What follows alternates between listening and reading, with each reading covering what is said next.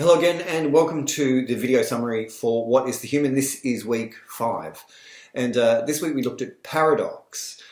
We looked at two kinds of paradox. The first kind of paradox was logical paradox and the second kind of paradox we looked at was pragmatic paradox.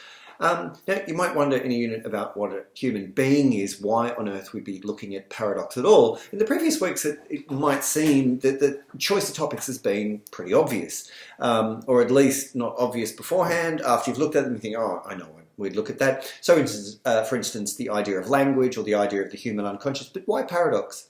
Well, in fact, paradox is going to, hopefully over the next few weeks, I'm going to be able to show you that paradox is an incredibly important part of thinking about the human.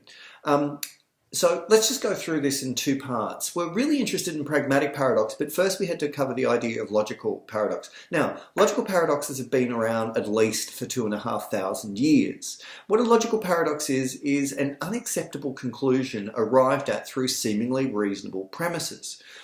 In one of the examples I gave, I think in one of the lectures, imagine this. So for instance, if I have to leave this house, then I have to get to the door, and in order to get to the door I have to get halfway. Before I get to the door I have to get halfway to the door.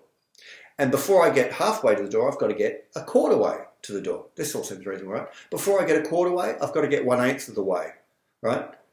The implication is I'll never get out of the house. Now, something's gone wrong there. We know I can leave the house. But it looked like it was working out quite reasonably. All of the premises seem true. Obviously, before I get out the door, I've got to get halfway there. Before I get halfway there, I've got to... But something has gone wrong. This is, by the way, it's called Zeno's paradox of motion. And this is a very ancient example. And this is one of the things about the paradox that's interested philosophers for so long and mathematicians, is that you follow a logical procedure and you come up with something utterly insane as a result of it. So the classic one is what's called the liar's paradox, which is the idea of everything I say is a lie. And so that's the statement, everything I say is a lie. Now, that can either be true or untrue. Everything I say is a lie. We can say it's true or it's untrue. It seems to be categorical. It's either one or the other. Now, if we say that it's true, that everything I say is a lie, then the statement, everything I say is a lie, and therefore it's not true. If we say it's not true that everything I say is a lie, then everything I say is a lie is therefore true. So if it's not true, it's true. If it's true, it's not true. Now, something has gone wrong and something has, gone awry in logic here, and we need to kind of step back and pull that apart and see what the problem is. In any case, we're not really interested in trying to solve logical paradox, although if you look at the extra notes that I provided for this week, I have a go at trying to sort out one of them, sort out the liar's paradox and how that can in fact be resolved. But stepping aside for that moment, and that's not necessary, it's just for the nerds out there who really want to look at things like symbolic logic and so on. We looked at the second topic and we linked that in. Now, one of the paradoxes I gave is imagine there's a town in which the barber shaves everybody except those who shave themselves. And the question then becomes, does he shave himself? Now, again, that's a kind of logical paradox. One of the things, though, is if I turn that into an imperative, then you're going to mess someone up because they're not going to be able to do what you've asked them to do. Or this one. You are to accept your mission or not to accept your mission. You've got to choose. Your mission is to not accept your mission. Do you accept? Right. Now, you put someone in that position. If you actually, that was a real life example and you're threatening someone, you've got to choose here. You put them in an impossible situation because there's no right answer. There's no right choice there. Now, those seem like really bizarre sorts of examples, and they are. But the fact is that we do put people into these paradoxical situations all the time. Pragmatic paradoxes do occur in human communication, and they happen all the time.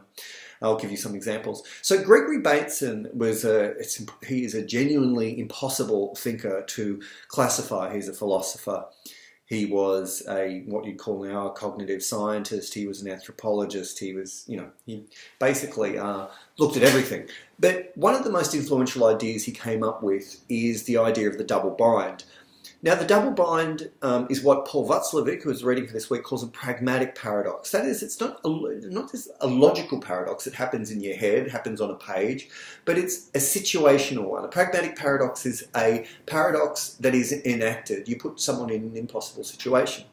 Now, the example that one of Bateson's examples is about a guy who's in hospital, in the Veterans Affairs Hospital in Palo Alto in Stanford, California, and his mother comes in to visit him. And when his mother comes in to visit him, he goes to hug her. And when he hugs her, she kind of stiffens up and draws back. And so he doesn't. He lets go of her. And then she says, "Don't you love me anymore? Are you scared to show your affection?" Or something to that effect. And so what's happened here is a pragmatic paradox, because it is asserting two contradictory things at the same time, and there's no way of resolving that situation, no way of escaping it, and probably no way of naming it. So on the one hand, she's saying, "Don't touch me, don't go anywhere near me, I don't want you to touch me. Why are you touching me? You need to touch me. Don't you love me anymore? I want you to touch me." Both of those things. Now, because one's verbal and one's non-verbal, it's often hard to see the conflict, but this happens constantly. Paul Václavic puts this sometimes in terms of demands for spontaneity. So if you say to a girlfriend or a boyfriend, "Look, I wish you'd just bring me flowers sometime, but not because I'm telling you to, but because you really just want to, spontaneously." Now, they're now in an impossible situation that if they do it, then they're not doing it spontaneously because you asked them to do it. And if they don't do it, they're not doing what you've asked them to do. So in any case, these sorts of pragmatic paradoxes, these paradoxes where there's a double injunction, do this, don't do this, it's the same kind of thing, occur in the same space at the same time. And human communication is in fact replete with all sorts of examples of this. Now, Bateson and Václavic and other people thought that if you expose a child to enough of these at a young enough age, then you are going to mess them up, to put things in kind of colloquial terms. Now, so that's where we really wound up. The final part of the lecture, we looked at the way that these kind of contradictory imperatives, double bind imperatives, can happen in relation to desire. So it might be the case that you're standing here and you pick up some fantastic, Gerald Murnane's new book, and you say, "Look, this is a great new book. It's the last one. It's out of print. You should love it. I mean, this is great. You do want to read. No, actually, you can't have it because it's mine, and don't even think about it, but you do like it." Okay, so it's this kind of thing. Or, a boyfriend or girlfriend. Look, isn't she just so beautiful? My girlfriend is gorgeous. You should, reasonably you should desire her, but no, don't desire her. She's my girlfriend. So these kind of double imperatives come to us all the time, and often they're in the domain of human desire, which is where we're really going to be, where we're turning to next. What is human desire, and what does it look like in comparison to, say, animal desire? The basic distinction, so it's a distinction we're going to take up next week, is that animal desire is based around appetite.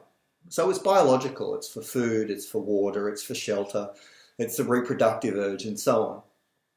Human desire has all that as well. We get hungry, we get thirsty, we get tired, and so on.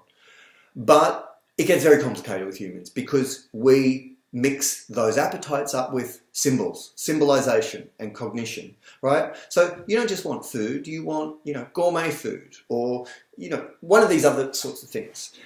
These products have symbolic value. You don't just wear clothes to keep warm, you wear clothes to express your identity and so on. So we really need to talk about human desire as our next stop, because human desire is distinct, and there are things about human desire that are unique and quite distinct, as I say, from animal desire.